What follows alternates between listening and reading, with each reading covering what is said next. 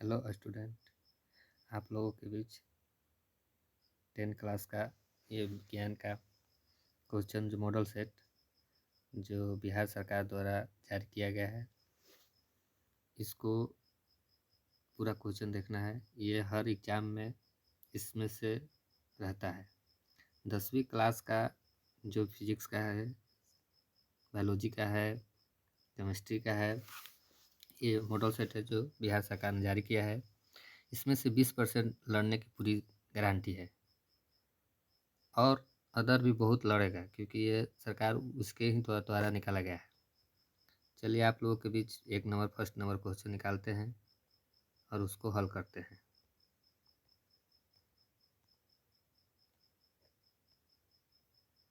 एक नंबर सवाल, निम्नलिखित में से किसका अपवर्तनांक अधिक होता है? इसका आंसर होगा एक नंबर बी, हीरा, जिसका अपवर्तनांक होता है 2.42। हीरा का अपवर्तनांक होता है। नेक्स्ट क्वेश्चन, अवतल दर्पण की फोकस दूरी होती है ऋणात्मक। अगर यहीं उत्तल दर्पण की पूछ देगी तो वो होगा धनात्मक। नेक्स्ट क्वेश्चन 3 नंबर, किसी लेंस में मुख्य फोकस की संख्या कितनी होती है? 2 होती है। Option number B. दाढ़ी बनाने में कौन सा दर्पण का उपयुक्त होता है? दाढ़ी बनाने में अवतल लेंस का। गाड़ी का अगर हेडलाइट दिया रहेगा जो आगे बल्ब नहीं बढ़ता है, उसका ही आंसर भी होता है अवतल लेंस। अगर यहीं साइड मिरर रहता है, साइड मिरर में जो दर्पण लगा रहता है गाड़ी का, उसमें प्रयोग होता है उत्तल दर्पण का। नेक्स्ट क्वेश्चन, अवतल दर्पण की फोकस दूरी एफ एवं उसकी वक्रता त्रिज्या आर के बीच का संबंध। ये फॉर्मूला सूत्र है एफ बराबर आर बटा में 2 होता है, जहाँ एफ फोकस दूरी है और आर त्रिज्या है। तो इसका ऑप्शन हो जाएगा सी नंबर। नेक्स्ट क्वेश्चन, निम्नलिखित में किस लेंस को अभिसारी लेंस कहा जाता है? अभिसारी लेंस बोलेगा तो उत्तल लेंस, अगर अपसारी बोलेगा तो अवतल लेंस। नेक्स्ट क्वेश्चन 7 नंबर, दृश्य प्रकाश में किस वर्ण का तरंगदैर्घ्य न्यूनतम होता है? तरंगदैर्घ्य न्यूनतम पूछेगा तो बैगनी का आंसर होगा। अगर यही तरंगदैर्घ्य अधिक पूछता है, अधिक किसमें होता है तो लाल रंग का। लाल रंग का तरंगदैर्घ्य अधिक होता है और न्यूनतम किसका होता है? बैगनी का, क्योंकि बैगनी का विचलन ज़्यादा होता है और लाल रंग का विचलित कम होता है, इसलिए तरंगदैर्घ्य लाल का अधिक होता है। नेक्स्ट क्वेश्चन, तारों का टिमटिमाना प्रकाश के किस घटना को दर्शाता है? यह प्रकाश का अपवर्तन को दर्शाता है। Option number D. Next question, निम्नलिखित में से किसमें प्रकाश की चाल सबसे अधिक होती है? प्रकाश की चाल सबसे अधिक निर्वात में होती है, क्योंकि यहाँ पर न धूल कण नहीं रहेगा तो प्रकाश तेजी से जाएगा।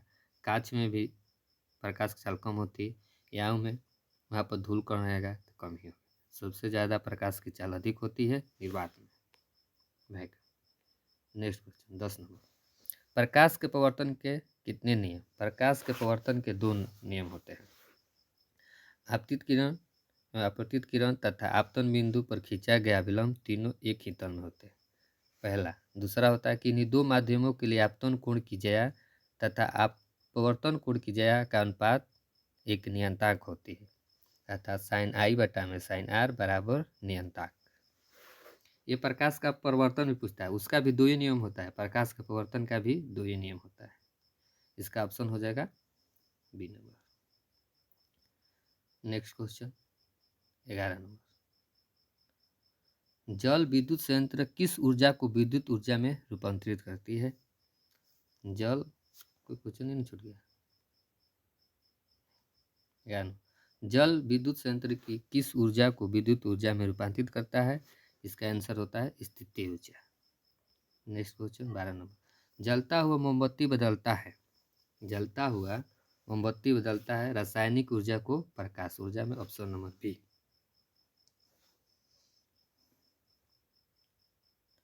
एक विद्युत सेल से धारा प्राप्त करने पर इसके सिरों के बीच विभवांतर का मान विद्युत वाहक बल की तुलना में हो जाता है कम। इसका आंसर क्या होगा? Come, B number. Next question 14 number, प्रतिरोध का मान बढ़ाने के लिए प्रतिरोधकों को जोड़ा जाना चाहिए। प्रतिरोध का मान बढ़ाने के लिए कि प्रतिरोध बराबर होता है R1 plus R2 plus R3, ये होता है श्रेणी क्रम में, तो ऑप्शन बी होगा। अगर कम पूछ देगा, कम किसे, तो 1/R1 plus 1/R2 plus 1/R3, ये होता है समांतर क्रम। तो जो बट्टा में होगा उसका तो मान कम हो जाएगा, जो सीधे सीधे जोड़ेंगे उसका मान अधिक हो जाता है।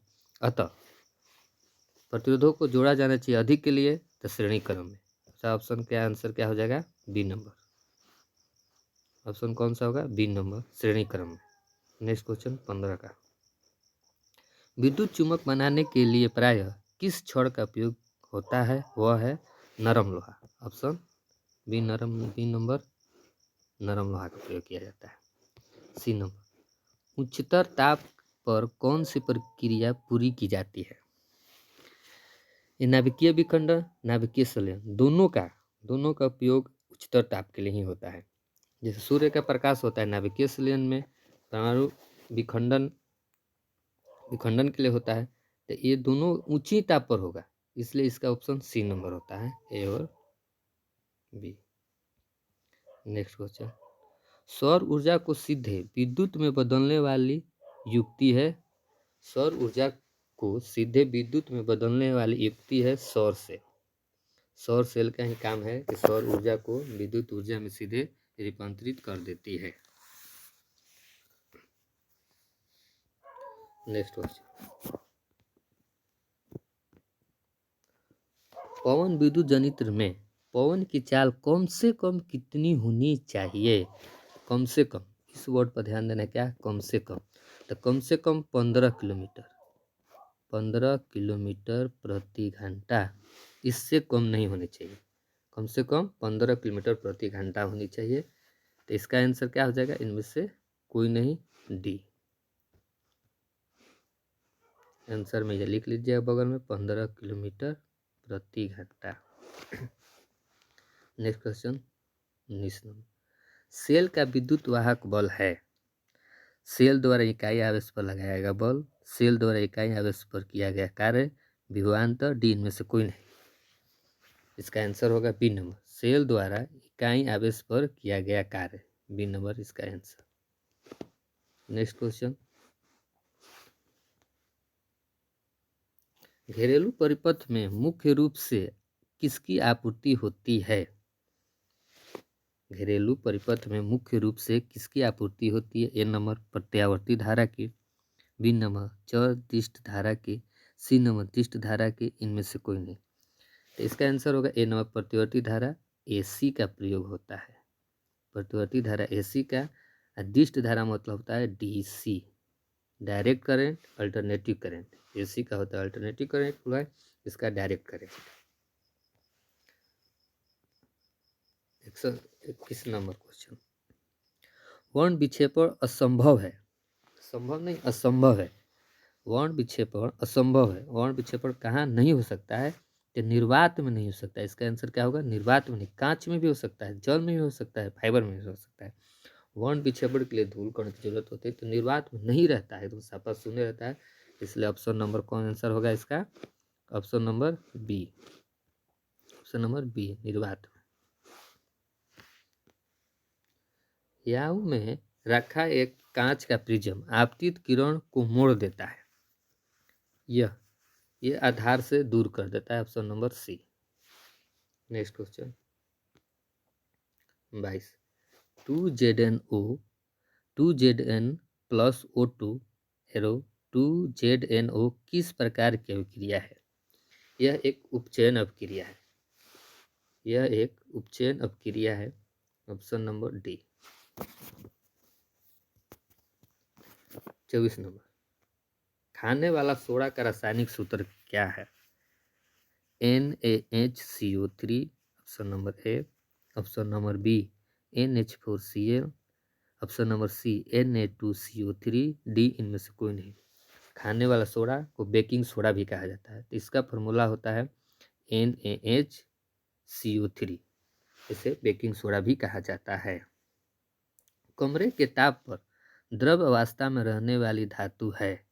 कमरे के ताप पर द्रव अवस्था में रहने वाली धातु, धातु पूछा है, ठीक है। कहीं कहीं अधातु पूछ लेता है, तो धातु पूछेगा तो पारा। अगर अधातु पूछा, अधातु पूछा तो ये हो जाता है bromine, bromine Br।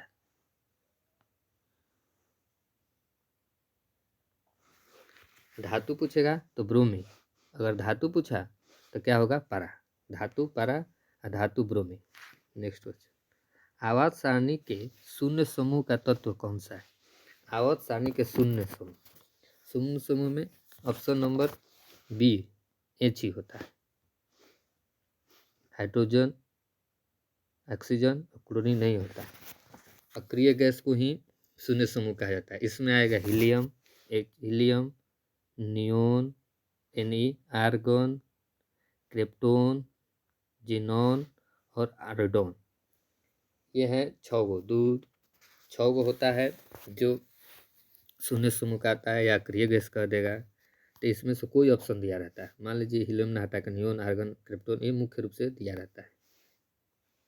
Next question, sodium carbonate के जलीय विलयन में, सोडियम कार्बोनेट के जलीय विलयन में मेथिल ऑरेंज का विलयन मिलाने पर विलयन का रंग परिवर्तित होकर निम्नलिखित में से कैसा हो जाता है?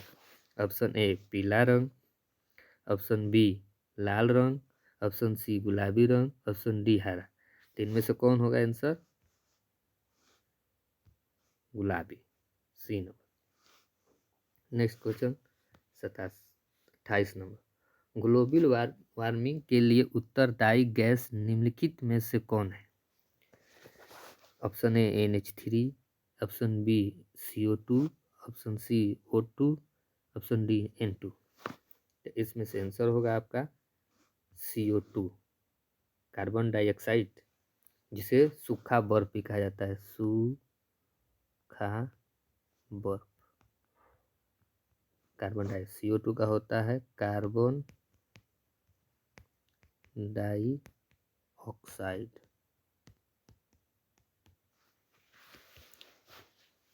नेक्स्ट क्वेश्चन, गंधक की परमाणु संख्या क्या है? गंधक को कहते हैं सल्फर। गंधक को क्या कहते हैं? सल्फर, सल्फर, जिसकी परमाणु संख्या क्या होती है? 16। गंधक, गंधक को ही सल्फर कहा जाता है। तो सल्फर का परमाणु संख्या कितनी होती है? 16। Option number D. Option number कितना हुआ? डी। नेक्स्ट क्वेश्चन,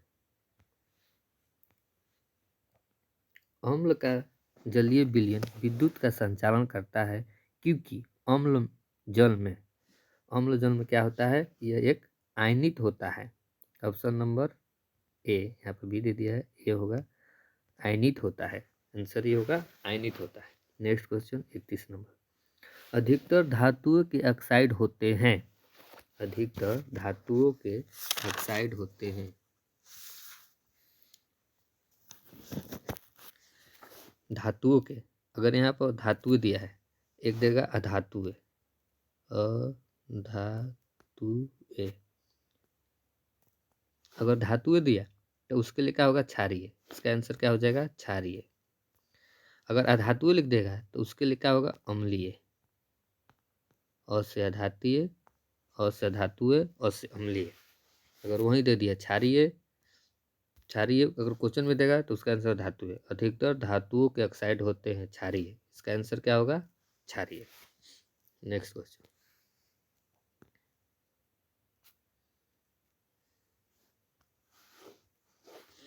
सोने में निम्नलिखित में कौन सी धातु मिलाकर मिश्र धातु तैयार की जाती है? मिश्र धातु तैयार करने के लिए सोना में उसमें कॉपर मिलाया जाता है, Cu, कॉपर को मिलाकर किया जाता है। 22, लगभग 22 कैरेट का सोना ही मिलकर मिश्र धातु से सोना आभूषण बनाया जाता है। मुख्य रूप से 24 कैरेट सोना अधिक कठोर हो जाता है, इसलिए उसे आभूषण नहीं बनाया जाता है।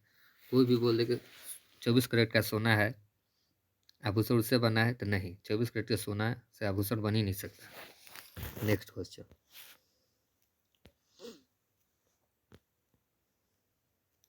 33 number NaCl plus AgNO3 arrow AgCl plus NaNO3 निम्नलिखित में से किस प्रकार की अभिक्रिया है? ऑप्शन ए विस्थापन अभिक्रिया, ऑप्शन बी संयोजन अभिक्रिया, ऑप्शन डी विस्थापन अभिक्रिया, ऑप्शन डी वियोजन अभिक्रिया। बताइए इनमें से कौन सी होगी आंसर से? डी विस्थापन अभिक्रिया होगी। आंसर डी विस्थापन अभिक्रिया। वे अभिक्रिया जिसमें दो यौगिक आयनों की अदला बदली द्वारा क्रिया करके नए यौगिक बनाते हैं उसे कहते हैं द्विविस्थापन अभिक्रिया। द्विविस्थापन अभिक्रिया में 4 दिया हुआ था, तो 1, ये वाला 2, एक 3, एक ये 4। ये जो पहला है ये चौथे के साथ बनेगा, देखो NaNO3। और जो तीसरा है बीच वाला इसके साथ ClAg या AgCl, जो ई है तीसरा दूसरा एक साथ मिलता है और पहला चौथा एक साथ मिलता है, तो होता है क्या? द्विविस्थापन अभिक्रिया हो जाती है। इसका आंसर क्या होगा? द्विविस्थापन, डिस्प्लेसमेंट। नेक्स्ट क्वेश्चन, सिलिकॉन क्या है? सिलिकॉन एक उपधातु है। सिलिकॉन एक उपधातु है। उपधातु मुख्य रूप से 7 को होते हैं पीरियोडिक टेबल में: boron, silicon, germanium, arsenic, antimony और टेलुरियम। ये जरूरी नहीं कि सिलिकॉन ही रहेगा, सिलिकॉन को हटा के यहाँ पर बोरोन भी दे सकता है, बोरोन भी दे सकता है, सिलिकॉन भी दे सकता है, सिलिकॉन भी दे सकता है, जर्मेनियम भी दे सकता है, जर्मेनियम भी दे सकता है, आर्सेनिक भी दे सकता है। कोई भी देगा, इसमें क्या होगा? ये एक उपधातु है। ये क्या है? एक उपधातु है। सिलिकॉन क्या है? एक उपधातु है। आंसर क्या होगा? उपधातु। नेक्स्ट क्वेश्चन, वे तत्व जिनके बाहरी सेल पूर्ण भरे होते हैं वो कहलाते हैं। वे तत्व जिनके बाहरी सेल पूर्ण रूप से भरे होते हैं वो कहलाते हैं उत्कृष्ट गैस। उसे क्या कहते हैं? उत्कृष्ट गैस या अक्रिय गैस उसे कहते हैं। अक्रिय गैस जिसके बाहरी सेल पूर्ण रूप से भरे होते हैं, जैसे नियोन 10 ले लीजिए, अक्रिय गैस। इसमें 2 8 10 हुआ तो बाहरी सेल 8 से भरा है। 18 ले लीजिए आर्गन, Ar18, Ar18 ले लीजिए, Ar18। ये भी देखिए 2 8 10 8 18, तो बाहरी सेल भी ये भी पूर्ण रूप से भरा हुआ है, ये भी पूर्ण रूप से भरा हुआ है। ऐसे ही कहते हैं उत्कृष्ट गैस का बाहरी सेल पूर्ण रूप से क्या? भरा रहता है। तो इसमें क्या होगा? ये कैसा है? उत्कृष्ट गैस है। इसका आंसर होगा उत्कृष्ट गैस। खड़िया का रासायनिक सूत्र, खड़िया का रासायनिक सूत्र क्या होगा? खड़िया का रासायनिक सूत्र कहे या चौक का कहे या संगमरमर का कहे या चूने पत्थर का कहे, एक ही होता है। खड़िया, खड़िया या चौक या संगमरमर, संगमरमर या चूने पत्थर, चूने का पत्थर। ये कोई दे सकता है, जरूरी नहीं खड़िया देगा, चौक भी दे सकता है, संगमरमर भी दे सकता है, चूने का पत्थर दे सकता है, कोई भी दे। इसका आंसर क्या होगा? CaCO3, CaCO3। देख लीजिए एक बार यहाँ से, CaCO3 यही इसका आंसर होता है। तो 36 नंबर खड़िया का रासायनिक सूत्र क्या हुआ? CaCO3। ठीक है। नेक्स्ट क्वेश्चन, निम्नलिखित में कौन सबसे अधिक अम्लीय ऑक्साइड है? अम्लीय ऑक्साइड में सबसे अधिक SO2 दिया है, CaO दिया है, Na2O दिया है, जिनमें पर MgO दिया है। इसका आंसर ए होगा SO2। SO2 होगा। SO2 अगर नहीं दिया रहेगा तो एक और होता है NO2। NO2 कि तो ई दिया रहेगा कि तो O दिया रहेगा। SO2 या NO2, ये नहीं देखना है। देखो Na2O दे दिया है, ये पर ध्यान नहीं देना है। NO2 ये दोनों में से कोई दिया रहता है, आंसर हो जाता है। SO2 दिया लगभग रहता है तो वही आंसर होगा। निम्नलिखित में कौन सबसे अधिक अम्लीय ऑक्साइड है? SO2। नेक्स्ट क्वेश्चन, निम्नलिखित में कौन एल्काइन है? एल्काइन का फॉर्मूला होता है CnH2n-2। अब देखिए 2 रखा है तो C2H में 2 रखेंगे, यहाँ पर 2 तो 2 दूनी के 4, 4 में से 2 घटेगा 2, C2H2, C2H2 हुआ एल्काइन का। तो इसमें आंसर कौन सा है? सी नंबर। सी नंबर क्या हुआ? इसका आंसर हुआ C2H2, C2H2। अब एक आता है एल्केन। एल्केन इसका फॉर्मूला होता है CnH2n+2। एक होता है एल्कीन। एल्कीन का होता है CnH2n।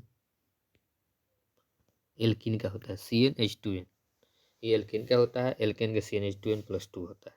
नेक्स्ट क्वेश्चन, CH3OC2H का IUPAC नाम बताइए।